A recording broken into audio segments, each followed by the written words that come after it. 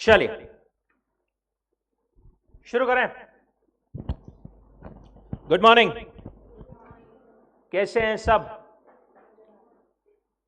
मस्जिद। Business laws, business laws में क्या पढ़ रहे थे अपन? Indian contract act 1872, the Indian contract act 1872। इसके पहले अपन ने पढ़ा था इंडियन रेगुलेटरी फ्रेमवर्क। ज्यादा नहीं, पूरा नहीं, सिर्फ एक दो चीजें बताएंगे उसकी। Types of laws, common law and principles of natural justice. उसके बाद में टाइप्स ऑफ या फिर hierarchy of courts, district court and metropolitan court. Law को एनफोर्स कौन करता है? गवर्नमेंट। सेंट्रल है तो सेंट्रल, नहीं तो स्टेट, राइट? जैसा भी जिसका भी वो एक्ट है accordingly it will be enforced. SEBI कौन से चीज को रेगुलेट करती है? Stock and commodities market. RBI किसको रेगुलेट करती है? बैंक्स को। Coming to Indian contract act, एक कॉन्ट्रैक्ट मतलब क्या?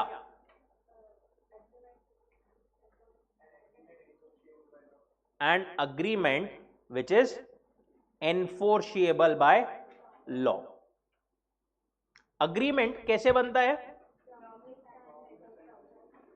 प्रॉमिस और set of promises for consideration. और प्रॉमिस या सेट ऑफ प्रोमिसेस ये कैसे बनते हैं? For proposal and acceptance. ये दोनों मिलकर के बनता है प्रॉमिस। प्रॉमिस प्लस कंसिडरेशन मिलकर के अग्रीमेंट, अग्रीमेंट प्लस एनफोर्सेबिलिटी मिलकर के contract. Then social obligation contract बन सकते हैं क्या? क्या मैं ये जो सेंटेंस बोल रहा हूं वो बराबर है? All agreements are contracts but all contracts are not agreements. गलत है, उल्टा है। All contracts are agreements but all agreements are not contracts. Then essentials of valid contract देखे थे अपन ने, कुछ जो सेक्शन 10 में स्पेसिफिकली दिए हैं, कुछ जो सेक्शन 10 में नहीं दिए हैं। सेक्शन 10 में जो नहीं दिए हैं वो कौन से थे? सबसे पहले तो दो पार्टीज होना चाहिए। दूसरा, पार्टीज का इंटेंशन क्या रहना चाहिए? टू क्रिएट लीगल रिलेशन और लीगल ऑब्लिगेशन। तीसरा, other formalities to be complied with, अगर राइटिंग में चाहिए तो राइटिंग में, या फिर और भी कुछ। सर्टेनिटी ऑफ मीनिंग, मीनिंग जो है वो सर्टेन चाहिए। And lastly, possibility of performance भी होनी जरूरी है।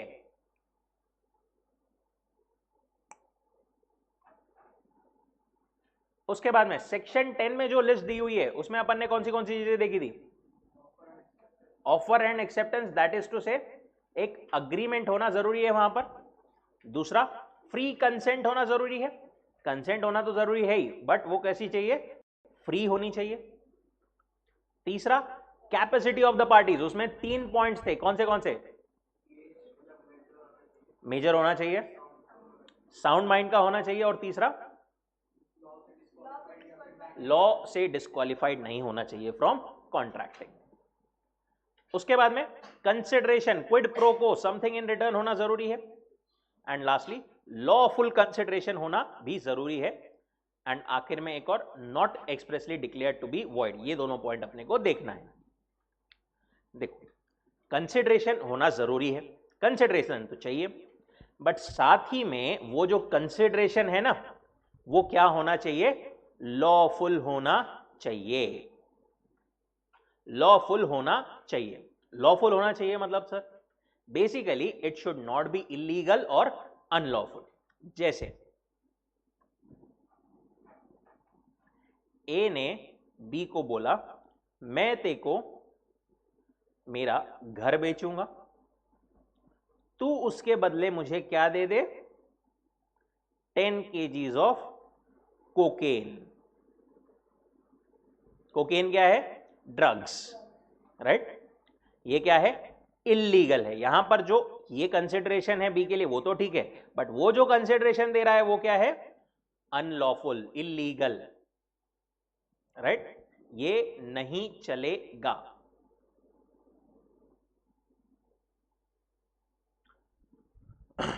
लॉफुल कंसिडरेशन होना जरूरी है। अच्छा, दूसरी चीज, आप जो ऑब्जेक्ट से, ऑब्जेक्ट मतलब क्या, आप किस लिए अग्रीमेंट कर रहे हो या फिर किस लिए कॉन्ट्रैक्ट कर रहे हो, आपका जो अग्रीमेंट या कॉन्ट्रैक्ट का ऑब्जेक्ट है ना, वो भी लॉफुल होना जरूरी है। जैसे ए और बी ने मिल करके एक कॉन्ट्रैक्ट किया, अपन दोनों मिल करके क्या करते हैं? रॉबरी करते हैं। जो भी अपने को मिलेगा दोनों आपस में बांट लेंगे।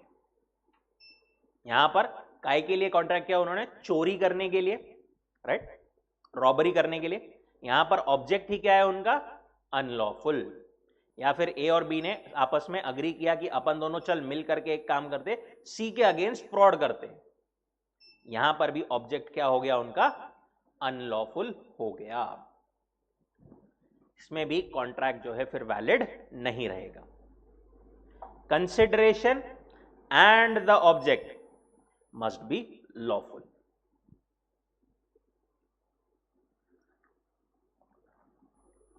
अनलॉफुल या फिर नॉट लॉफुल अपन किसको बोलेंगे? If it is prohibited by law, अगर लॉ उसको मना करता है, या फिर वो ऐसा है it would defeat the provisions of the law, मतलब उसको वो चीज करने को अलाउ कर दी तो वो लॉ के अगेंस्ट कुछ तो भी हो जाएगा। इफ इट इज फ्रॉड्यूलेंट, या फिर किसी पर्सन को, उसकी प्रॉपर्टी को और कोर्ट को कुछ इंजुरी, बेसिकली किसी पर्सन को या उसकी प्रॉपर्टी को इंजुरी करता है, या फिर कोर्ट को लगता है कि वो इमोरल है, अपोज टू पब्लिक पॉलिसी है। जैसे कि अपन ने एक एग्जांपल लिया था एलियन एनेमी। ए जो है एक्स कंट्री का है, बी जो है वाई कंट्री का है। एक्स और वाई कंट्री का वॉर चल रहा है, और यहां पर चलते टाइम पर ए जो है बी के साथ में ट्रेड कर रहा है। एक तो तुम्हारे कंट्री का वॉर चल रहा और तुम उसी देश के साथ में ट्रेडिंग कर रहे हो। This is considered oppose to public policy. ये एक एग्जाम्पल है, इसमें और बहुत सारी चीजें आएगी। ये भी क्या रहेगा यहां पर, इसको इनवैलिड समझा जाएगा। कोर्ट को लगता है कि ये गलत है, ऐसा नहीं होना चाहिए, तो वो इसको मना कर सकता है। जैसे ब्राइब देना किसी को, यहां पर भी रॉबरी प्लान करना देखा अपन ने, एनिमी के साथ में ट्रेडिंग करना, ये सारी चीजें भी नहीं चलेगी।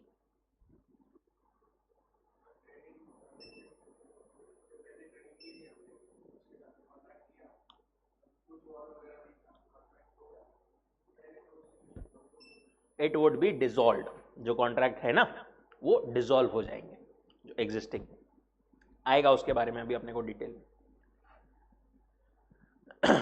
देन एग्जाम्पल 14, जैसे कि ये हुआ था अभी बीच में टिकटॉक वगैरह का। अपने को ऐसा, अपना वॉर नहीं हुआ था, अपने को सिर्फ इतना लगा था कि अपने को नेशन को सिक्योरिटी, इसको नेशनल सिक्योरिटी को थ्रेट है, तो हाथों हाथ टिकटॉक बैन, राइट? पूरे contracts cancel. A promises to drop prosecution instituted against B for robbery and B promises to restore the value of the things taken। देखो A ने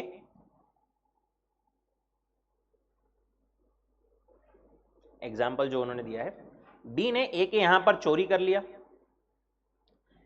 पकड़ा गया B। A क्या बोला B को, तू एक काम कर, B ने A ने B पर केस कर दिया था, उसके बाद में वो क्या बोला, तू मेरे को चोरी का सामान वापस दे दे, मैं तेरे अगेंस्ट जो केस है वो वापस ले लेता, राइट? यहां पर दिक्कत क्या है, चोर को सजा मिलनी जरूरी है, केस आपने कर दिया है, राइट? वहां पर आप केस वापस ले रहे हो, ये क्या है, गलत है। अब कोई कोई हर एक केस में केस वापस लेना गलत नहीं होता। लॉ बहुत सारी सिचुएशन या बहुत सारे सर्कमस्टांसेस बोलता है कि आप सेटलमेंट कर सकते हो, केस वापस ले सकते हो, बट ये वाले केस में नहीं।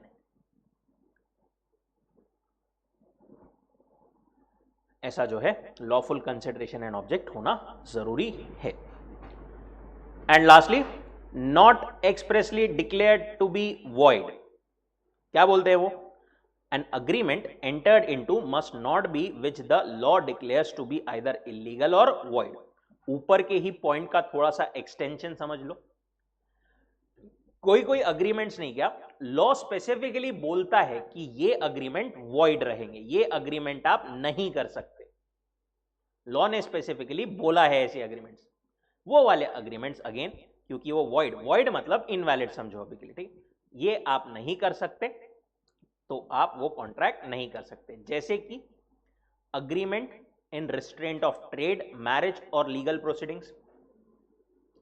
किसी को कोई भी बिजनेस, प्रोफेशन, कोई ट्रेड वगैरह करने से रोकना जबरदस्ती, उसके लिए अग्रीमेंट करना. ए ने बी के साथ में अग्रीमेंट किया कि तू कभी भी यहां पर मेरे एरिया में कोई काम नहीं करेगा, ऐसा अग्रीमेंट. या फिर कोई agreement to restraint someone's marriage, किसी की लीगल मैरिज को रोकना, उसके लिए कॉन्ट्रैक्ट करना. या फिर लीगल प्रोसीडिंग्स को रोकना, ये सब क्या है, expressly declared to be void. An illegal agreement is expressly और इंप्लाइडली प्रोहिबिटेड बाय लॉ. अब वो क्या बोल रहे हैं, इलीगल. ऊपर अपन ने देखा ऑब्जेक्ट कंसिडरेशन, लॉफुल अगर नहीं रहा तो वो नहीं चलेगा. अगर इलीगल अग्रीमेंट हो गया तो वैसे भी वो वॉइड हो जाएगा, राइट. तो ऐसे सब एग्जांपल्स उन्होंने दिए हैं कि एक्सप्रेसली लॉ ने उसको डिक्लेयर नहीं किया हुआ रहना चाहिए वॉइड. इसमें और भी एग्जांपल्स आते हैं. थ्रेट टू कमिट मर्डर और मेकिंग पब्लिशिंग डिफेमेटरी स्टेटमेंट्स. ए ने बी को जान से मारने की धमकी दे दी, उससे कॉन्ट्रैक्ट करवाया. या फिर जबरदस्ती बी के अगेंस्ट कुछ तो भी गलत बातें पब्लिश कर रहा है वो, डिफेमेटरी स्टेटमेंट्स, डिफेमेशन वगैरह अपन सुनते हैं ना वो. और entering into agreements oppose to public policy are illegal in nature, जैसा कि अपन ने देखा restraint of trade, marriage, legal proceedings etcetera, ये सारी चीजें. ये जो सारे पॉइंट्स है ना, ये सिर्फ अपन ने यहां पर एक एक दो दो लाइन में अभी पढ़े हैं. सारे पॉइंट्स का डिटेल में अपने को पूरा चैप्टर जो है एक, वो ये 10 पॉइंट्स को मिला करके ही एक पूरा चैप्टर, सॉरी चैप्टर नहीं, यूनिट नंबर 3 जो है पूरा है. ठीक है, वापस से एक बार क्विकली बताएंगे. सेक्शन 10 में अपन ने क्या क्या देखा था, ऑफर एंड एक्सेप्टेंस चाहिए, फ्री कंसेंट होना चाहिए. तीसरी चीज कैपेसिटी होनी चाहिए पार्टीज की. कैपेसिटी में 3 पॉइंट्स थे, एक तो वो मेजर होना चाहिए, दूसरा साउंड माइंड का, तीसरा not specifically disqualified from contracting. चौथी चीज कंसिडरेशन होना चाहिए. पांचवी चीज कंसिडरेशन लॉफुल होना चाहिए एंड ऑब्जेक्ट भी लॉफुल होना चाहिए. And lastly not expressly declared to be void. Now coming to types of contract. Types of contract on the basis of validity, enforceability, formation, performance. देखो टाइप्स ऑफ कॉन्ट्रैक्ट जो है ना, अलग अलग classification, ये हमको 3 बेसिस पर दिए हैं. either can be on the basis of validity, enforceability, on the basis of formation, on the basis of performance. एक कॉन्ट्रैक्ट वैलिड है, नहीं है, एनफोर्स किया जा सकता है, नहीं किया जा सकता, इसके बेसिस पर कितने दिए हैं अपने को, 1 2 3 4 5. पहला कौन सा, वैलिड कॉन्ट्रैक्ट. दूसरा वॉइड कॉन्ट्रैक्ट. तीसरा वॉइडेबल कॉन्ट्रैक्ट. चौथा इलीगल कॉन्ट्रैक्ट. पांचवा अनएनफोर्सेबल कॉन्ट्रैक्ट. आएगा पूरा डिटेल में एक एक चीज. दूसरा on the basis of formation, express, implied, quasi and E contract. किस तरीके से बना है कॉन्ट्रैक्ट, फॉर्म कैसे हुआ है, इस बेसिस पर वो 4 क्लासिफिकेशन है, एक्सप्रेसली, इंप्लाइडली, क्वाजी या फिर ई कॉन्ट्रैक्ट. एंड तीसरा on the basis of performance, performance उसमें हो गया है या नहीं हुआ है, उसके बेसिस पर एग्जीक्यूटेड या एग्जीक्यूटरी. एंड एग्जीक्यूटरी में further 2 classification, unilateral and bilateral.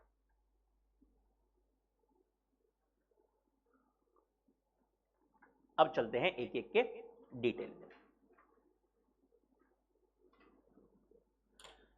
पहला क्लासिफिकेशन का बेसिस क्या था अपने पास में, on the basis of validity और एनफोर्सेबिलिटी. फर्स्ट टाइप उसमें वैलिड कॉन्ट्रैक्ट. एक कॉन्ट्रैक्ट वैलिड कब बोला जाएगा, सिंपली उसमें सारे एलिमेंट्स जो अपन ने ऊपर पढ़े ना, वो सारे एलिमेंट्स है, वो बाइंडिंग है, कंसिडरेशन वगैरह सब है, एनफोर्शिएबल है लीगली, बस ये सारी चीजें है तो वो वैलिड कॉन्ट्रैक्ट है। An agreement which is binding, enforceable is valid contract, contains all the essential elements of a valid contract.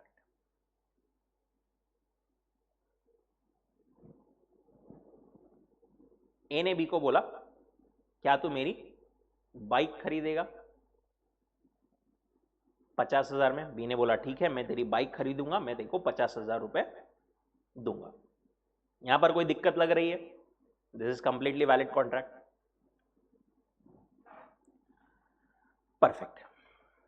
अब आते हैं वॉइड। अपने पूरे सिलेबस में ऑलमोस्ट हर दूसरे पेज में अपने को ये टर्म आती है वॉइड कॉन्ट्रैक्ट, या आएगी void contract, void contract, void contract.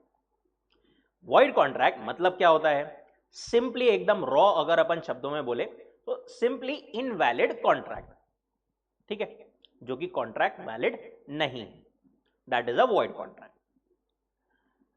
क्यों वैलिड नहीं है? A contract which ceases to be enforceable by law becomes void when it ceases to be enforceable। एक कॉन्ट्रैक्ट में अपन ने पहली ही चीज क्या देखी थी? It is an agreement which is enforceable by law. एक अग्रीमेंट जो कि एनफोर्स किया जा सकता है बाय लॉ। अगर आप उस कॉन्ट्रैक्ट को एनफोर्स नहीं कर सकते, if it ceases to be enforceable, ceases to be मतलब अब वो नहीं हो सकता, it now stops to become enforceable, तो वो कॉन्ट्रैक्ट क्या हो जाएगा? वॉइड हो जाएगा। ऐसे ही कभी भी हो जाएगा क्या जब मन करे वो सीज टू बी एनफोर्शिएबल? नहीं, उसके भी कोई कारण रहेंगे, कोई रीजन रहेंगे, राइट? जैसे कि इलीगल अग्रीमेंट अगर आपने किया तो एनफोर्स हो सकता है? नहीं, क्या हो गया वो? Void contract. अगर कंसिडरेशन नहीं है कॉन्ट्रैक्ट में, एसेंशियल एलिमेंट है क्या कॉन्ट्रैक्ट में? अगर कंसिडरेशन नहीं है, जैसे यहां पर अगर अपन ने देखा ए ने बोला मैं बाइक देता, बी ने बोला मैं कुछ नहीं देता, क्या ये कॉन्ट्रैक्ट एनफोर्स किया जा सकता है? नहीं, वॉइड हो गया है। एक और चीज से हो सकता है वॉइड, इम्पॉसिबिलिटी। ए ने बी को बोला मैं तेरे को नहीं क्या बेचूंगा? व्हीट। व्हीट कहां पड़ा है? ए के गोडाउन में। बी ने बोला ठीक है मैं तेरे को इसके लिए 10,000 रुपए दूंगा। कब? आज से 5 डेज के बाद में। अब कॉन्ट्रैक्ट हो गया यहां पर। अब क्या हुआ? जिस दिन इनका कॉन्ट्रैक्ट हुआ ना, उसके अगले ही दिन फ्लड्स आ गए, बाढ़ आ गई। बाढ़ में गोडाउन में का जो व्हीट था वो पूरा बह गया। अब ये कॉन्ट्रैक्ट दोनों पार्टीज की, कोई पार्टी की गलती थी क्या यहां पर? नहीं थी, पर कुछ ऐसी सिचुएशन हो गई, कुछ ऐसे कारण हो गए कि अब वो कॉन्ट्रैक्ट परफॉर्म नहीं किया जा सकता। अब उसको करना क्या हो गया? इम्पॉसिबल हो गया। Now it can not be performed. ये जो यहां पर कॉन्ट्रैक्ट हुआ था वो क्या हो जाएगा? Void, right? अगर कॉन्ट्रैक्ट परफॉर्म नहीं किया जा सकता, एनफोर्स नहीं किया जा सकता, तो इट बिकम्स वॉइड। रीजन बहुत सारे हो सकते हैं, कोई भी हो सकते हैं, जैसे जैसे अपन पढ़ते जाएंगे और आते जाएंगे अपने को रीजन, बट ये अपन ने बेसिक रीजन उसके देखे। सिंपली एक कॉन्ट्रैक्ट एनफोर्स जो कि नहीं किया जा सकता, may be because of impossibility, may be because essential elements are missing, और may be because it is illegal, ये सारे कारणों से वो वॉइड हो सकता है।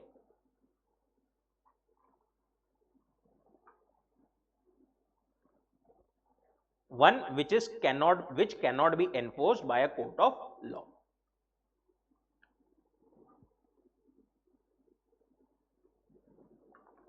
एग्जाम्पल देखो इसका। मिस्टर एक्स ने बोला मिस्टर एक्स ने क्या बोला मिस्टर वाई को, मैं तुम्हारे लिए एक बुक लिख करके दूंगा। वाई ने बोला ठीक है, मैं तेको उसके लिए 50,000 रुपीज दूंगा। एक्स ने बोला था मैं बुक लिख करके दूंगा।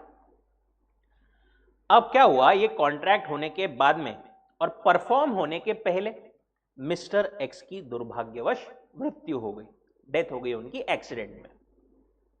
अब ये कॉन्ट्रैक्ट हो सकता है क्या परफॉर्म? नहीं हो सकता। क्या हो गया ये कॉन्ट्रैक्ट? वॉइड हो गया। दस अब देखो, जब ये कॉन्ट्रैक्ट बना था तब ये वैलिड था, तब तो परफेक्टली वैलिड था, तब तो कोई दिक्कत की बात नहीं थी, राइट? बाद में कुछ तो भी ऐसा हो गया, some uncalled happening, because of which it becomes void. ठीक है, एक और आपके ये भी चीज अपने को आगे और डिटेल में आएगी, बट अभी आपके इसके लिए एक बार बता देता हूं। इम्पॉसिबिलिटी, इम्पॉसिबिलिटी नहीं क्या, दो टाइप की होती है। एक एब इनिशियो, जब आपने कॉन्ट्रैक्ट किया ना तब से ही वो करना इम्पॉसिबल था। दूसरा, आपने जब कॉन्ट्रैक्ट किया तब वो वैलिड था, बट आगे चल करके कुछ ऐसा हो गया कि कॉन्ट्रैक्ट अब परफॉर्म नहीं हो सकता। इसको बोलते हैं सुपरवीनिंग इम्पॉसिबिलिटी।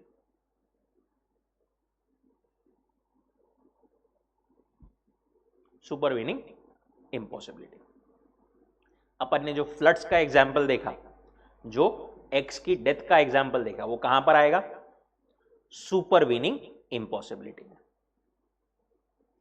एब इनिशियो में क्या रह सकता है? फॉर एग्जाम्पल, ए ने बी को बोला था मैं तेको अपनी कार बेचूंगा, ठीक है, जो कि कहां है? मेरे गांव में है, विलेज में है। अब जब ये कॉन्ट्रैक्ट कर रहे थे ना, तब दोनों पार्टीज को पता ही नहीं था कि वो कार तो 1-1.5 महीने पहले ही डिस्ट्रॉय हो गई है ही नहीं वो कार, पता नहीं था दोनों भी पार्टीज को। यहां पर क्या है, शुरुआत से ही वो कॉन्ट्रैक्ट क्या है? इम्पॉसिबल है। वॉइड अभी भी है, मैं सिर्फ आपको इम्पॉसिबिलिटी बता रहा हूं।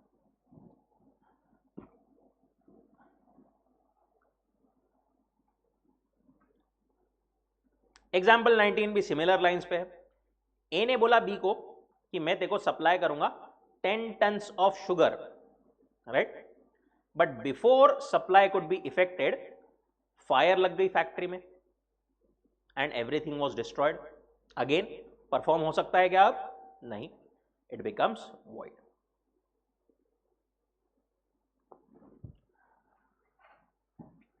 देखो, वैसे वॉइड हो गया तो अब वो कॉन्ट्रैक्ट ही रहा है क्या? वैसे तो आइडियली स्ट्रिक्टली स्पीकिंग अपन ने उसको कॉन्ट्रैक्ट है ऐसा बोलना ही नहीं चाहिए, क्योंकि एनफोर्सेबिलिटी तो है ही नहीं अब उसमें, बरोबर? वो भी वही बोल रहे हैं कि when a contract is void it is actually not a contract at all, but उसके आइडेंटिफिकेशन के लिए, एक नाम देने के लिए अपन उसको सिर्फ क्या बोलते हैं? वॉइड कॉन्ट्रैक्ट बोलते हैं।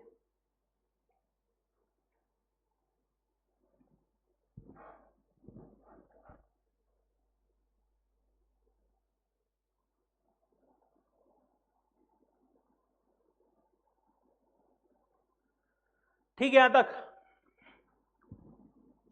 अब आते हैं नेक्स्ट टर्म, वॉइडेबल।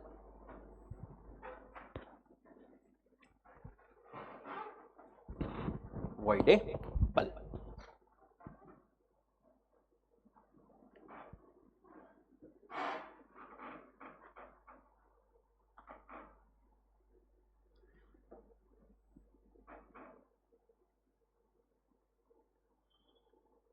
वॉइडेबल, ये नाम सुन के क्या लग रहा है?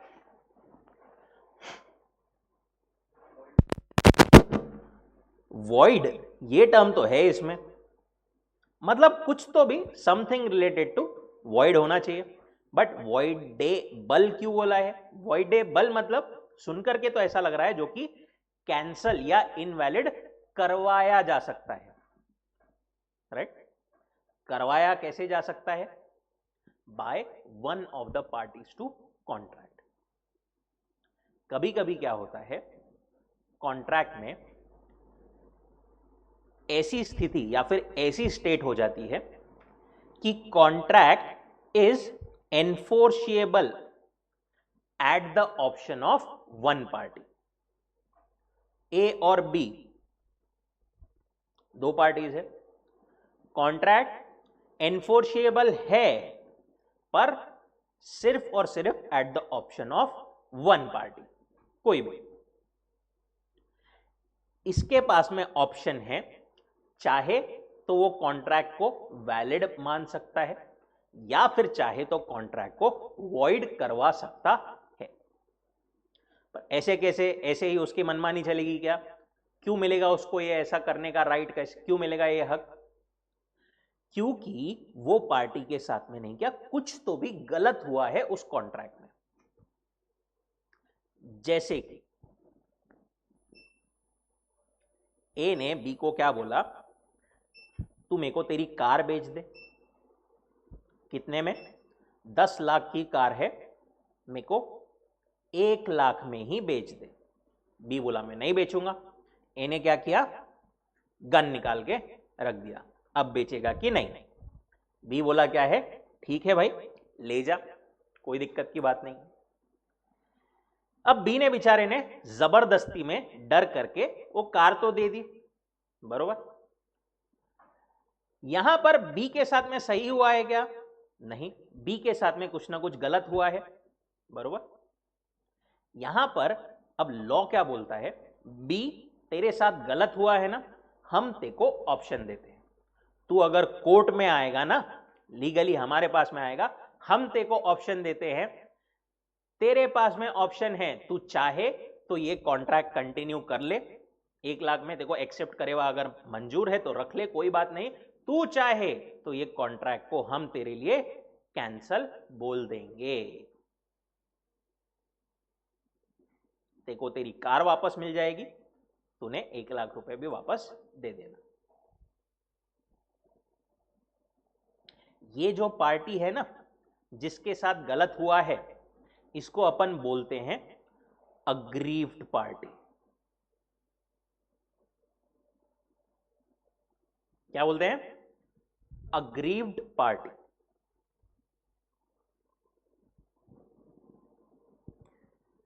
लॉ बोलता है हम तेरे ऑप्शन पर जैसा तू बोले वो वैसा करवा देंगे, और ए को वो एक्सेप्ट करना ही पड़ेगा। उसने गलत किया है ना, तो अब जैसा तूने बोला वैसा उसको एक्सेप्ट करना पड़ेगा। तू बोला कंटिन्यू तो कंटिन्यू, तू बोला कैंसल तो कैंसल।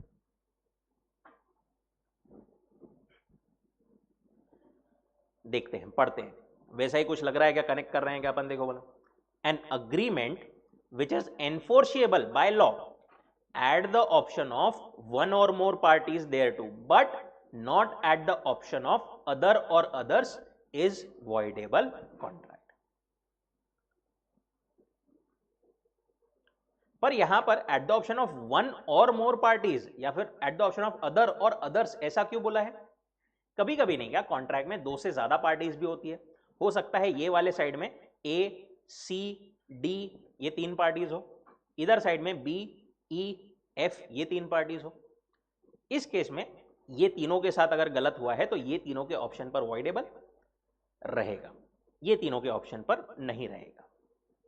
ऐसा वो हो सकता है वेरिएशन, बट अभी मेन अपना जो अपन ने 2 पार्टीज का समझा वैसा ही रखो ध्यान में।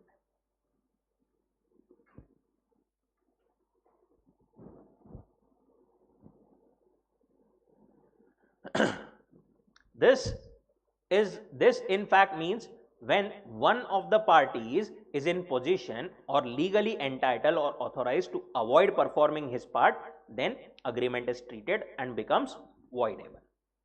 एक पार्टी के ऑप्शन पर चाहे तो वो परफॉर्म करवा सकता है कॉन्ट्रैक्ट को, चाहे तो कैंसिल भी करवा सकता है। अच्छा, कैसे कैसे होगा ये? कौन से सिचुएशन में वॉइडेबल हो जाएगा एक पार्टी के बिहाफ पर अग्रीमेंट या कॉन्ट्रैक्ट जो अपन बोले? उसके अपने पास में जो है अलग अलग सिनारियोज या फिर केसेस दिए हैं। सबसे पहला तो अपन ने जो एग्जाम्पल देखा वो ही, when the consent of the party is not free। यहां पर कंसेंट कैसे कॉज हुई थी पार्टी की, बी की कंसेंट कैसे ली गई थी, बाय कोएर्शन। ऐसे ही अगर अनड्यू इन्फ्लुएंस करके, मिस रिप्रेजेंटेशन करके या फ्रॉड करके कंसेंट ली गई है तो भी कॉन्ट्रैक्ट वॉइडेबल रहेगा उस पार्टी के ऑप्शन पर जिस पार्टी के साथ में गलत हुआ है।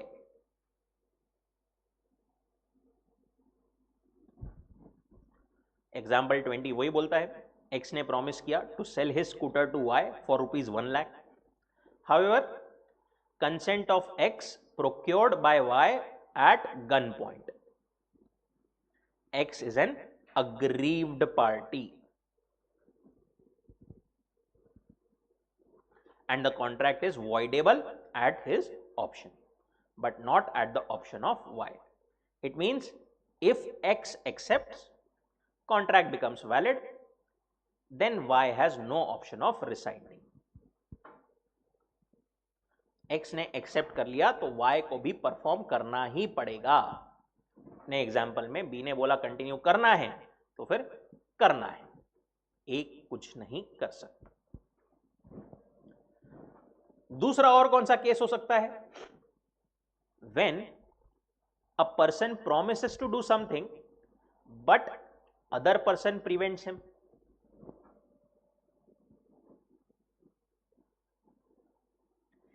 ए और बी इनके बीच में अग्रीमेंट हुआ था। ए ने बोला था मैं देखो कार दूंगा, तू मुझे 2 लाख रुपए देना,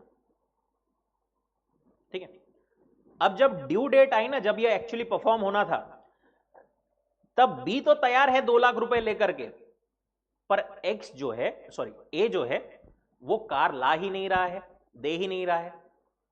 बी अपना पार्ट परफॉर्म करने के लिए तैयार है, बट ए जो है वो उसको काइंड ऑफ प्रिवेंट कर रहा है क्योंकि वो अपना पार्ट परफॉर्म कर ही नहीं रहा है, राइट। वो कार ला करके नहीं देगा तो ये पैसे कैसे देगा, बरोबर। यहां पर भी अगेन कॉन्ट्रैक्ट क्या हो जाएगा, वॉइडेबल। गलत किसके साथ हुआ है, बी के साथ में, बी के ऑप्शन पर इट वुड बी वॉइडेबल।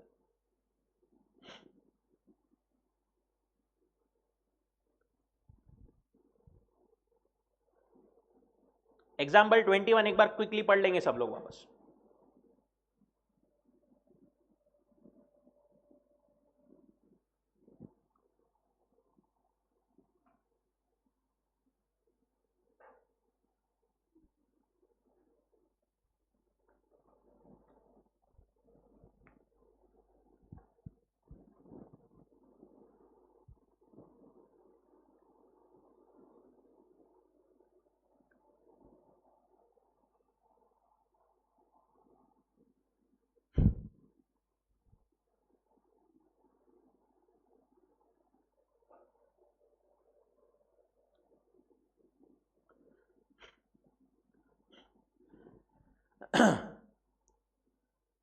ठीक है। तीसरा केस, फॉर एग्जाम्पल आपने क्या किया, एक टेलर को कपड़ा दिया सिलने के लिए, कोई ड्रेस बनवाना था। ए ने फॉर एग्जाम्पल आपने बोला भैया 5 दिन के बाद में रिलेटिव की शादी है, आप जो है 5 दिन में कपड़ा बना करके मेरे को ड्रेस बना करके दे दो। टेलर बोला ठीक है, मैं तुमको 5 दिन के अंदर बना करके दे दूंगा। अब 5 दिन होने के बाद में, 5 दिन होने के पहले 4 दिन बाद आप गए, वो दे ही नहीं रहा है, दे ही नहीं रहा है, दे ही नहीं रहा है। आपने बोला अब क्या करते, दूसरा ड्रेस पहन लिया। टेलर ने 15 दिन बाद फोन किया आपको, भैया ड्रेस रेडी है। अब आपके लिए काम का है क्या वो कुछ, आपको तो यहां पर शादी में पहनने के लिए चाहिए था, राइट। उसने एक टाइम प्रॉमिस किया था, उस टाइम में उसने काम किया है क्या, नहीं किया है। आपके साथ में कुछ ना कुछ गलत हुआ है, अगेन यहां पर कॉन्ट्रैक्ट क्या रहेगा, वॉइडेबल। किसके ऑप्शन पर, ए के आपके ऑप्शन पर।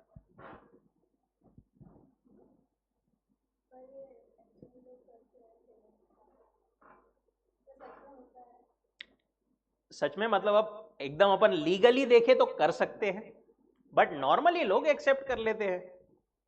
आपको जाना है तो लीगली आप बिल्कुल जा सकते हो, ऐसा आप तो जा नहीं सकते हो क्योंकि आप तो माइनर हो, कैपेसिटी का प्रॉब्लम आ जाएगा।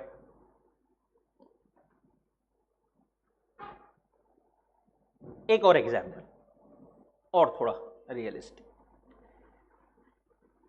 ए को बिल्डर ने बोला था मैं तुमको 2 साल में घर बना करके पूरा दे दूंगा, ठीक है, 2 साल भी बहुत हो गए बट 2 साल में बना करके दे दूंगा। अब 3 साल तक उसने घर दिया ही नहीं, राइट। अगेन यहां पर अग्रीमेंट क्या है, वो voidable at the option of A. A agrees to construct house for B up to 31st 3/22, but A could not complete the house. Here the contract is voidable at the option of B. When a party promised to perform a work within a specified time, could not perform within that time, the contract is voidable at the option of promising.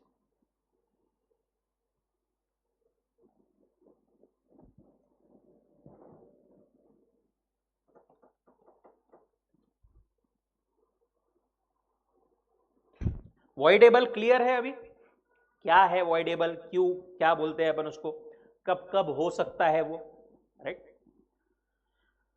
अब इसी basis पर उन्होंने अपने को void और voidable में difference दिया है।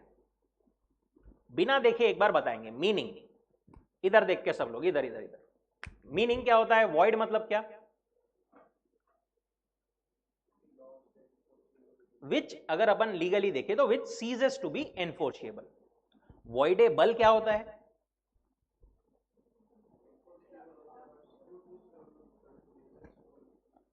एनफोर्सिएबल है but only at the option of one party and not at the option of other.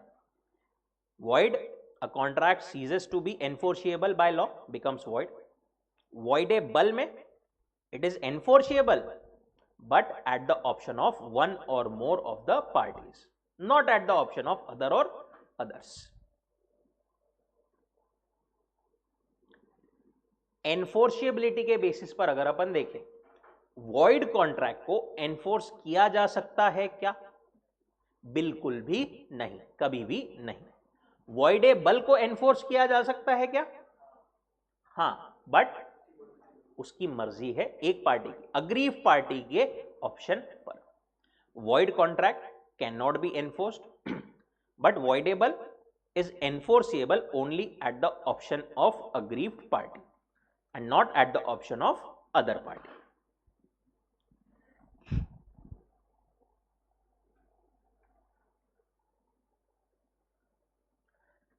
तीसरा, void कैसे कैसे हो सकता है कॉन्ट्रैक्ट, अपन ने देखा था ऊपर, हो सकता है इलीगल हो गया वो, हो सकता है सुपरवीनिंग इम्पॉसिबिलिटी आ गई, हो सकता है पहले से ही इम्पॉसिबल था या और कोई एलिमेंट मिसिंग है उसमें, इन सारे कारणों की वजह से वो void हो सकता है। A contract becomes void due to changes in law or change in circumstances beyond the contemplation of the parties. देखो लॉ में चेंज हो गया, ये भी काइंड ऑफ सुपरवीनिंग इम्पॉसिबिलिटी ही होती है। जैसे कि ए और बी, इनके बीच में कॉन्ट्रैक्ट हुआ था, ए ने बोला था मैं तेको एक केमिकल बेचूंगा। जब उन्होंने कॉन्ट्रैक्ट किया था तब ये परफेक्टली वैलिड था, बट एक्चुअली जब परफॉर्म होना था ना, उसके पहले गवर्नमेंट ने बोल दिया कि ये वाले केमिकल में ट्रेड करना ban, it is now illegal. यहां पर भी चेंज इन लॉ हुआ है कुछ तो भी, जिसके वजह से नाउ इट्स वॉइड। वॉइडेबल कैसे हो सकता है, voidable it becomes voidable if the consent was not free. यहां पर इन्होंने एक ही एग्जाम्पल लिखा है नीचे में, बट एक्चुअली ऊपर अपन ने 3 केसेस देखे।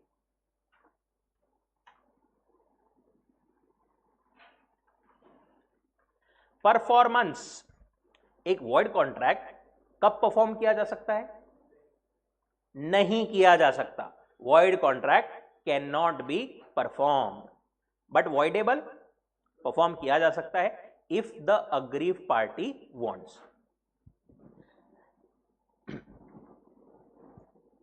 अब देखो इसमें एक और चीज क्या आती है, अग्रीव पार्टी के ऑप्शन पर वो एक्सरसाइजेबल एनफोर्सेबल है या फिर वो कैंसिल भी करवा सकता है, पर अग्रीव पार्टी को ऐसा क्या जिंदगी भर में कभी भी कर सकता है क्या? वो नहीं, एक रीजनेबल टाइम में उसने या तो कैंसिल करवा देना चाहिए या फिर एनफोर्स बोल देना चाहिए। अगर उसने रीजनेबल टाइम में कैंसिल नहीं करवाया ना, तो लॉ ये मान लेगा कि वो एनफोर्स करवा रहा है, वो अग्री कर रहा है to continue the contract. If the aggrieved party does not within reasonable time exercise his right to avoid, then any party can sue the other for claiming the performance.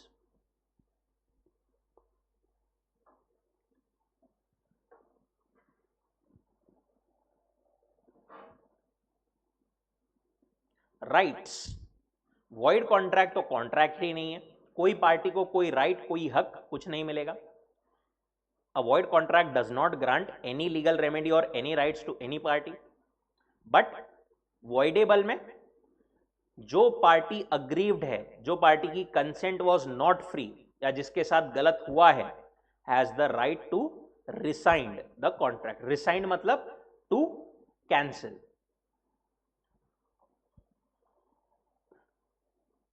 With in a reasonable time. अगर उसने वो rescind करवा दिया, if so rescinded, it becomes what? A void contract. अगर नहीं करवाया तो it becomes valid contract.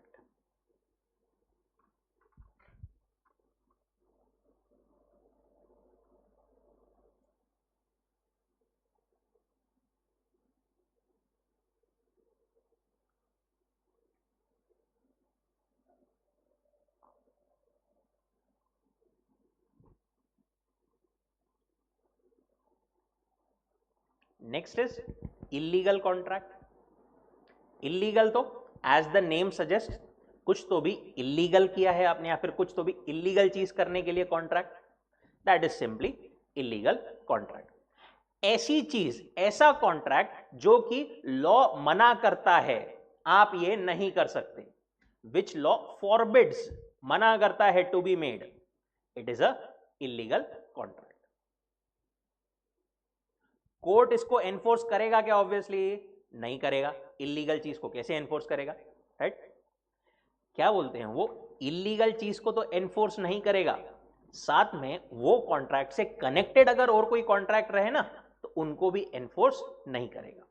Sir मतलब बताएंगे, मतलब आगे यहां पर जो कोलैटरल दिया है अपने को उसमें आते हैं।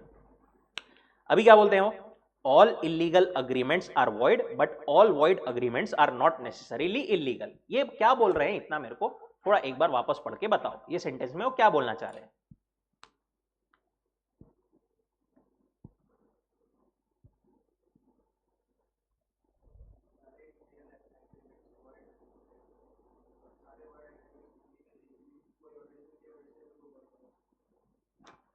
सारे इलीगल अग्रीमेंट, अगर अग्रीमेंट इलीगल है तो वॉइड रहेगा ही, पर अगर कोई अग्रीमेंट वॉइड है तो क्या वो नेसेसरीली इलीगल ही रहेगा क्या?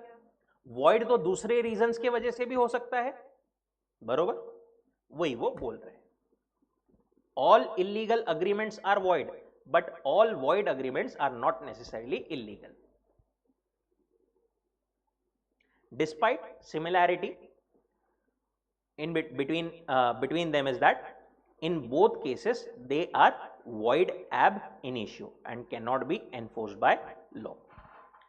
बोले वो void हो चाहे illegal हो, दोनों भी enforce नहीं किए जा सकते शुरुआत से। अगर मतलब शुरुआत से ही impossibility है, शुरुआत से ही वो enforce नहीं किए जा सकते, तो void ab initio। और अगर illegal है तो वो जब से बना तब से ही वो वैसे भी void रहेगा। देखो एक और टर्म में भी आपने सुना होगा, कभी भी जो कॉन्ट्रैक्ट अगर वो स्टेटस शुरुआत से ही है ना, तो अपन उसको बोलते हैं एब इनिशियो। जैसे कि अगर जब से बना तब से ही वॉइड है तो it is void ab initio. जिस पॉइंट से बना उस पॉइंट से ही वो void अगर है it is void ab initio.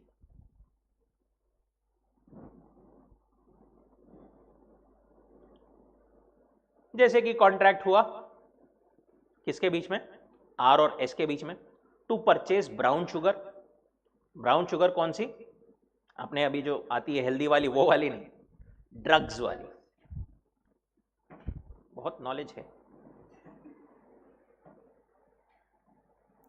Brown sugar drugs purchase करने का contract is an what, illegal thing.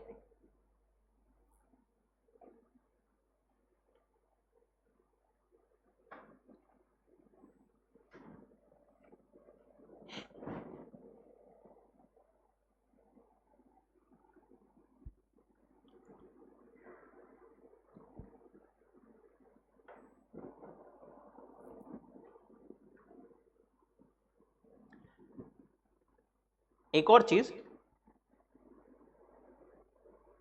Agreement और कॉन्ट्रैक्ट. देखो अपन वैसे अभी अपने ईज ऑफ अंडरस्टैंडिंग के लिए दोनों चीजों को इंटरचेंजेबली यूज कर रहे हैं, agreement contract, agreement contract.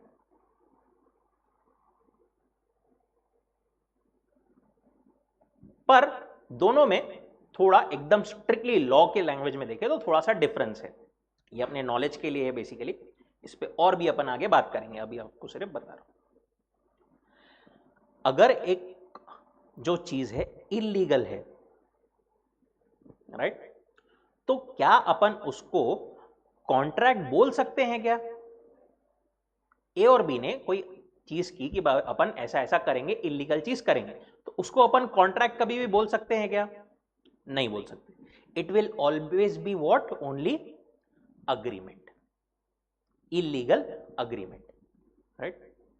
But classification वगैरह सबके लिए अभी अपन इंटरचेंजेबली वो टर्म को यूज करते हैं, इलीगल कॉन्ट्रैक्ट, इलीगल ये ऐसा. जैसे void contract.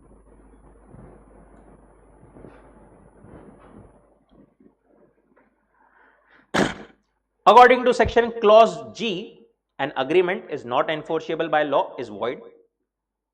Now, the act has specified various factors due to which agreement may be considered void. One of these factors is unlawfulness of object and consideration of the contract, that is illegality of the contract, which makes it void. Again, ऊपर वाली ही चीज बोली उन्होंने, ये जो sentence अपन ने पढ़ा था, all illegal agreements are void, but all void agreements are not illegal. बोल रहे void बहुत सारे रीजन के वजह से हो सकता है, उसमें से एक रीजन है इलीगैलिटी.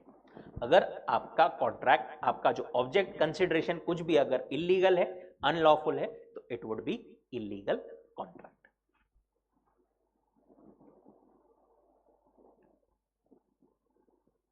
ए और बी ने प्लान किया कि चल अपन एक काम करते, मिल करके सी को पीट कराते.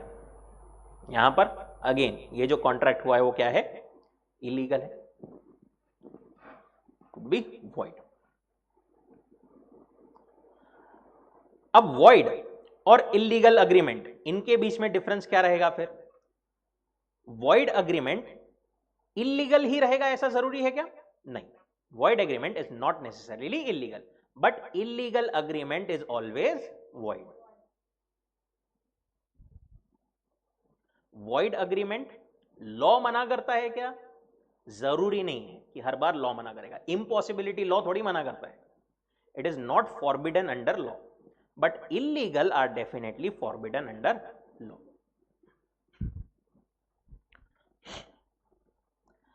पनिशमेंट, कॉन्ट्रैक्ट वॉइड हो गया तो हर बार क्या पार्टीज को पनिशमेंट मिल जाएगी क्या उसके वजह से? नहीं, दूसरे कारणों की वजह से भी हो सकता है. बट अगर आपने कोई इलीगल चीज की तो डेफिनेटली लॉ आएगा आपके पीछे डंडा लेकर. लॉ मतलब पुलिस वाला आएगा. Parties to the illegal agreements are liable to punishment. And last point, collateral agreement. It's not necessary that agreements collateral to void agreements may also be void. It may be valid, but agreements collateral to illegal agreements are always void. कुछ नहीं समझा? देखो, for example इधर सब लोग example देखिए, ए ने B के साथ में कॉन्ट्रैक्ट, क्या कॉन्ट्रैक्ट किया, बोले मेरे घर के बाहर नहीं, क्या एक छोटी सी जगह है,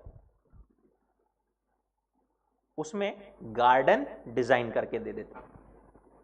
ठीक है, बी बोला मैं तेको ठीक है गार्डन डिजाइन करके दे देता, तू मेरे को उसके बदले 50,000 रुपीज दे देगा। ये क्या बोला, अगर तूने ये काम कर दिया ना अच्छे से, तो इस बेसिस पर मैं तेरे भाई को सी को एक पेंटिंग का कॉन्ट्रैक्ट भी दिलवा दूंगा फॉर ₹10,000। उसका भाई पेंटर था बी का, ठीक है, मैं तेरे भाई को एक पेंटिंग का कॉन्ट्रैक्ट भी दिलवा दूंगा। ये जो अग्रीमेंट है बिटवीन ए एंड बी, ये मेन है, इसके बेसिस पर इससे जुड़ा हुआ बिटवीन ये ए एंड सी है, दिस इज कोलैटरल अग्रीमेंट। ठीक है,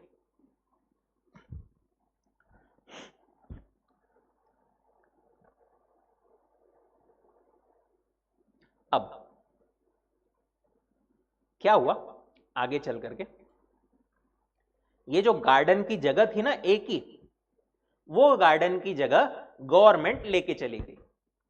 उसकी वो जो जगह थी वो एनक्रोचमेंट में थी, गवर्नमेंट आकर के अतिक्रमण बोल करके वो जगह को लेकर के चली गई। लेकर के चली गई मतलब उसको तोड़ दिया और उस पर क्लेम कर लिया गवर्नमेंट ने।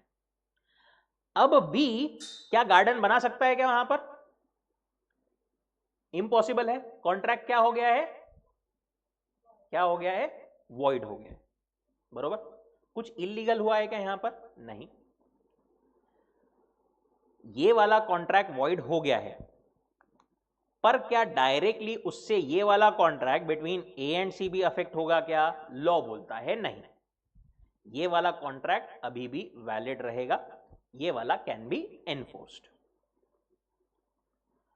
इलीगल पे आते हैं, ए ने बी के साथ में कॉन्ट्रैक्ट किया, मैं तेको 5 लाख रुपए देता, तू मेरे को कोकेन दे दे, ड्रग्स। अगर तूने दे दिया तो मैं तेरे भाई को पेंटिंग का कॉन्ट्रैक्ट दिलवा दूंगा।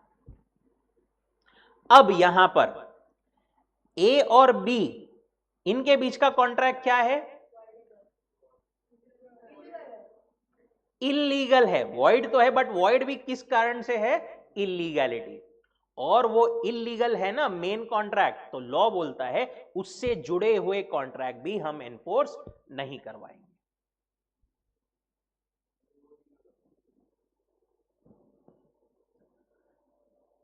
It's not necessary that agreements collateral to void may also be void. It may be valid, but agreements collateral to illegal are always void.